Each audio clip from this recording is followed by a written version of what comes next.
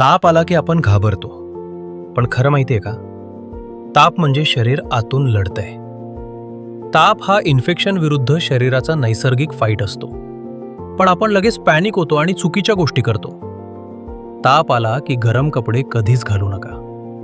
तसेच ताप आल्यानंतर डॉक्टरांनी सांगितलेली पॅरासिटामॉल घ्या, थंड पाण्याने शरीर पुसून घ्या आणि भरपूर पाणी प्या.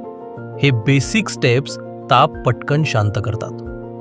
पण जर ताप जास्त असेल किंवा उलट्या, तीव्र डोकेदुखी किंवा श्वास घेण्यास त्रास असेल तर ताबडतोब डॉक्टरांकडे जा. मलेरिया आणि डेंग्यूची तपासणी नक्की करून घ्या. ही तपासणी न करण्याची चूक बरेच लोक करतात. अशा डेली हेल्थ टिप्ससाठी फॉलो करा लाईफ केअर हॉस्पिटल नाशिक.